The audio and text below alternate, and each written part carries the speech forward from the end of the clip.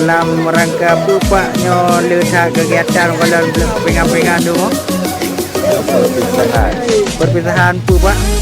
berakhir masa jabatan 2000 dari 2000 berapa Pak Puzla sampai 2020 jadi masyarakat no habis ada untuk pemudi habis bahas pemudian ya pemudian dengan perangkat jadi pemudi tengok ne lain lah Pak awalnya kegiatan roh jadi angkat nama